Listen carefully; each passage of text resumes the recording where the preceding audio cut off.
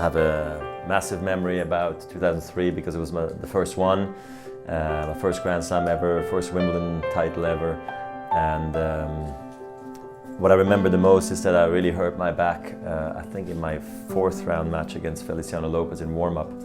I wasn't sure if I could continue the match, but I played and actually ended up playing okay. Recovered fairly quickly, and all of a sudden I was in the Wimbledon finals, and I was a favourite going into it, I guess, against Mark Philippoussis, and I remember, you know, serving at 6-2 or 6-3 in the tiebreaker of the third set, having all those match points, you know, having tears in my eyes already, and starting to believe and dream that I'm going to be Wimbledon champion probably in the next couple of minutes, and it's exactly what happened, and it was one of the most beautiful moments, especially also when I received the trophy and I was able to hold the Wimbledon trophy in my hands for the very first time. It was amazing. 2004, I think title defense is always particular. Now you're going into the tournament with a completely different feel. Instead of being, you know, just one of many who can maybe win the tournament, everybody's expecting you to win, and that feeling changes everything really.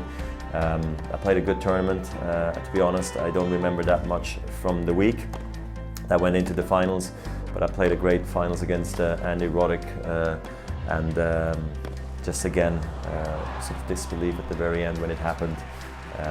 This defending, in some ways, came easier for me than winning for the very first time. So I think I enjoyed being the favourite and the leader of the tour at that time. And I'm happy I was able to handle the pressure well in 2004.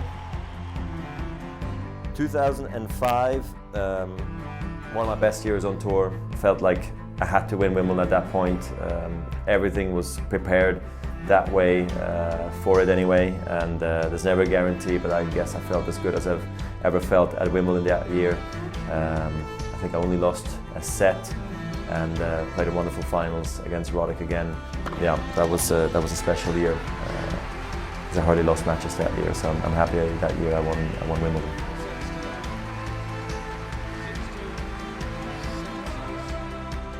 I remember going into the finals feeling wonderful about my game because I had a great semi-finals against Jonas Björkman, so I came in with all, you know, the energy and the confidence I was looking for. And it was the first time I played against Rafa, so in that Wimbledon finals, it was the first time I played him at Wimbledon, and clearly that was always going to be a bit of a special twist to it because he was the French Open champion. I was dominating on grass, he was dominating on clay at the time, and I actually played very well. I remember when I came out of the blocks very strong. I think that helped me then to eventually win that match and that tournament in 4 sets against Rafa. Set a match Federer. 3 sets to 1. 2007 was very, very special and unique because I was going for my 5th one, and there I guess I have an anecdote that I remember at the time when I beat Pete Sampras in 2001 at Wimbledon. I stopped him from winning 5 in a row, and I remember Bjorn Borg had made that before, and I remember having spoken to Bjorn about that, and in a way how happy he was that he was the only player to only have had 5 in a row, Wimbledons in a row, and how ironic it was that I was on the verge of doing it myself. Bjorn Borg was sitting in the stadium watching me do it. And I also remember in 2007, it was the year where I think the roof was off, and I think it made the tournament, the vibe of Center Court a bit different. You know, more wind would come into the stadium, and I had the epic 5-set battle against Rafa, one of the first ones we had against each other then, and you know, almost lost, but found a way in the 5th set to win. And you know, equaling Bjorn Borg's 5 in a row was really a dream come true because Bjorn Borg is one of my all-time favorite players. For me to do that and sort of be together with Bjorn in Wimbledon and tennis history was something that was very important to me. So there was a very funny moment right after the match was over when I walked over to the trophy ceremony, and I remember I put the jacket on, and with the jacket, part of the outfit was also the long pants. So I wanted to put on the entire outfit because I thought it would look very iconic, you know, once when I would look back. at the trophy ceremonies of Wimbledon, I think it would look very stylish, you know, if you held up the trophy and you looked actually very smart. So I put the pants on, I put the jacket on, I walk over, and as I'm walking over, I try to put my hands in my pockets because I'm nervous, you know, about the handshake and about receiving the trophy and being able to lift it up. It's obviously a massive moment. And then I realize as I put my hands in the pocket, it's not possible. They're going backwards, and I'm realizing, oh my God, I put the pants on the wrong way, and it's too late to change because now, you know, I'm shaking hands, you know, with the Duke of Kent, and anyway, I get the trophy, I lift it up, I go like, oh my God, this is gonna look so bad on the pictures, but I don't care, and nobody knows, and this will stay in Wimbledon memory and with mine, and maybe one day I will share it, and here I am sharing it, and I've told the story a couple of times before, but maybe never really in detail like this, and you can actually then see it. But anyway, it was a classic, funny, most embarrassing moment maybe of my tennis career, but it ends up being a very funny one, which is good. Yeah, 2009 was a very special year because my wife was pregnant, and I had just won the French Open a month earlier, and I tied Pete's record of winning 14 Grand Slams.